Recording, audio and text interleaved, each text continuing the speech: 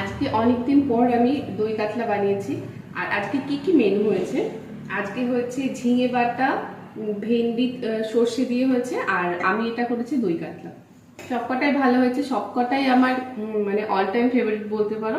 সবকটাই ভালো হয়েছে, মারা খেয়েছিল, সবাই খেয়েছিল। দই কাতলাটাও ভালো হয়েছে। আর মারা তো খেয়ে বলেছে ভালো হয়েছে। এবার আমি বলছি আমি দই কাতলাটা কেমন বানিয়েছি। প্রথমে ঝিঙে বাটাটা দিয়ে স্টার্ট করছি। ঝিঙে বাটা, পটল বাটা, সব মানে যে কোনো বাটাই আমার খুব ভালো লাগে।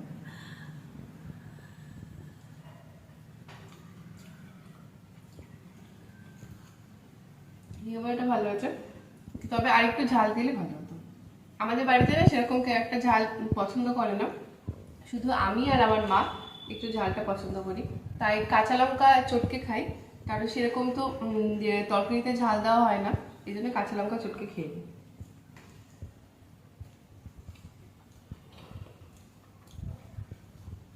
ভেন্ডিটাও ভালো আছে।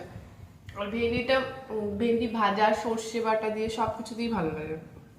এইবার যেটা খাবো এটা হলো দই কাতলা। এই যে আমি আরো গোটা লঙ্কা দিয়ে দিয়েছি চটকে খাওয়ার জন্য।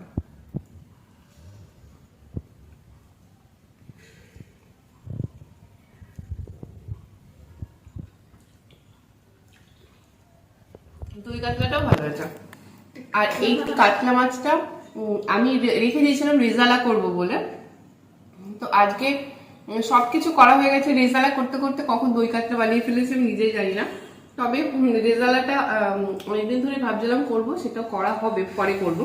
দই কাতলাটা যেহেতু অনেকদিন করা হচ্ছিল না, ভালো দই কাতলাটা তাহলে করে ফেলি।